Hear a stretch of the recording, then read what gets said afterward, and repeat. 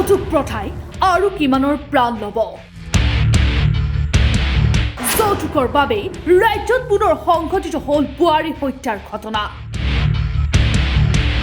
সুখৰ সংসাৰৰ সপোন বুকুত বান্ধি চিৰদিনৰ বাবে আঁতৰি গ'ল আকলিমা। আকলিমাৰ মৃত্যুত বিলাসীপাৰা তীব্ৰ চাঞ্চল্য। এটা জীৱন আজি শেষ হৈ গ'ল। সুন্দৰকৈ গঢ়িম বুলি দেখা সপোনৰ সংসাৰখনো আজি ধ্বংস হৈ গ'ল। একমাত্ৰ যৌতুকৰ বাবেই সকলো সপোন আজি চূৰ্ণ বিচূৰ্ণ হৈ গ'ল। ভাগ্যৰ কি যে পৰিহাস। বিলাসীপাৰাৰ আকলিমা খাতুনে নাপালে সপোনৰ সংসাৰখন গঢ় দিব।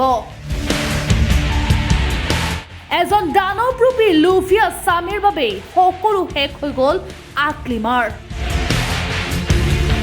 প্ৰায় 5 মাহ পূৰ্বে বিলাসীপাৰাৰ চুৱাপাতা দ্বিতীয় খণ্ড গাঁৱৰ আকলিমা খাতুনৰ বিবাহ হৈছিল গোৱালপাৰা জিলাৰ বগুবান থানাৰ অন্তৰ্গত থেপকাই গাঁৱৰ জিয়াৰুল ইছলামৰ লগত। লুভিয়া স্বামীয়ে যৌতুক বিচাৰি প্ৰায় শাৰীৰিক মানসিক নিৰ্যাতন চলাইছিল আকলিমাক। কিন্তু অতি দৰিদ্ৰ পৰিয়ালৰ হোৱা বাবেই আকলিমাৰ পিতৃয়ে জিয়াৰুলৰ এইসমূহ দাবী পূৰণ কৰাত ব্যৰ্থ হৈছিল, যাৰ বাবেই নানান ধৰণে আকলিমাক চলোৱা হৈছিল নিৰ্যাতন। যৌতুকৰ বাবেই ৰাজ্যত পুনৰ সংঘটিত হৈছে ৰহস্যজনক হত্যাকাণ্ড। স্বামীয়ে বিচৰা যৌতুক দিব নোৱাৰি অমানৱিক নিৰ্যাতনৰ বলি হৈ অৱশেষত ৰহস্যজনক হত্যাৰ বলি হৈছে বিলাসীপাৰাৰ আকলিমা খাতুন।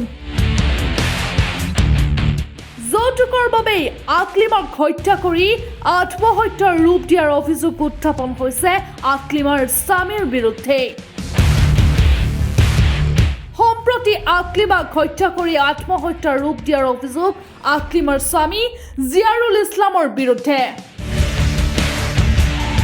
ঘটনাৰ উচিত তদন্ত বিচাৰিছে আকলিমাৰ পৰিয়ালে। এটেনশ্যন মুখ্যমন্ত্ৰী মহোদয়, আপুনি বাল্য বিবাহৰ বিৰুদ্ধে কঠোৰ হৈছে, সুদখোৰৰ বিৰুদ্ধেও কঠোৰ হৈছে, কিন্তু যৌতুক বিচাৰি হাৰাশাস্তি কৰা জিয়াৰুল হকৰ দৰেই একাংশ পাখণ্ড স্বামীৰ বিৰুদ্ধে কিয় নহয় কঠোৰ? এয়াও এক সামাজিক ব্যাধি, যি ব্যাধিৰ বাবে প্ৰায় প্ৰতিদিনে ৰাজ্যখনত মৃত্যু হৈছে একোগৰাকীকৈ বোৱাৰীৰ। গতিকে মহোদয়, এয়া এক আহ্বান আপোনালৈ। যিদৰে অবৈধ স্বামীৰ বিৰুদ্ধে কঠোৰ হৈছে, ঠিক একেদৰে কঠোৰ হওক যৌতুক লোভীয়া স্বামীৰ বিৰুদ্ধেও। হয়তো আপোনাৰ কঠোৰতাই বহু আকলিমাৰ জীৱন বচাব। আমাৰ ধুবুৰী জিলাৰ চুৱাপাতা দ্বিতীয় খণ্ড গাঁৱৰ আকলিমা খাতুন, দেউতাকৰ নাম হ'ল আমজাদ আলী, বয়স আনুমানিক 20 বছৰ হ'ব। আমাৰ এই ছোৱালীজনীৰ 5 মাহমান আগত গোৱালপাৰা জিলাৰ বগুৱান থানাৰ অন্তৰ্গত চিঙিমাৰী থেপকাই গাঁৱৰ জিয়াৰুল ইছলাম, দেউতাকৰ নাম হ'ল আব্দুৰ ৰহিম, এই জিয়াৰুলৰ লগত বিবাহ পাছত আবদ্ধ হয়।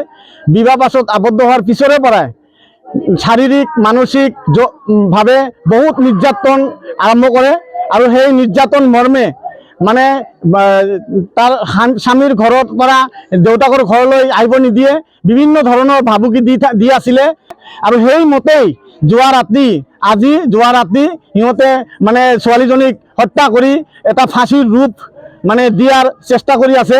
মই বিশেষ কৰি গোৱালপাৰা জিলাৰ SP মহোদয়ক অনুৰোধ কৰিছোঁ যেন বগুৱান থানাৰ OC মহাশয়ক আমি ইমান অনুৰোধ কৰাৰ পিছতো সেই দোষী কালপিতকেইটাক থানাৰ ভিতৰত ৰাখি আমাৰ পৰা আমি মানে যিখিনি আমি ইহঁতৰ পৰা সহযোগিতা বিচাৰিছিলোঁ, আমাক পৰ্যাপ্ত পৰিমাণে সহযোগিতা কৰা নাই। এই ছোৱালীজনীক সেই পৰিয়ালটোৱে পৰিকল্পিতভাৱে হত্যা কৰিছে আৰু আমি গোৱালপাৰা জিলাৰ SP মহোদয়ক তথা প্ৰশাসনক আমি কলেজৰ অনুৰোধ কৰিছোঁ আপুনি এই কেছটোত নিজে ইনভলভ হ'ব লাগে আৰু বৰগুৱান থানাৰ ওচি মহোদয়ক মানে আপুনি নিৰীক্ষণ কৰিব লাগে হয় সিহঁতৰ পৰা আমাৰ ছোৱালীজনীৰ দেউতাকৰ পৰা পৰিয়ালৰ পৰা সিহঁতে টকা বিচাৰি মানে নিৰ্যাতন কৰিছে বিভিন্ন ধৰণৰ বস্তু বাহিনী বিচাৰি নিৰ্যাতন কৰিছে বিলাসীপাৰাৰ পৰা ছানোৱাৰ হুছেইনৰ প্ৰতিবেদন প্ৰতিবিম্ব লাইভ।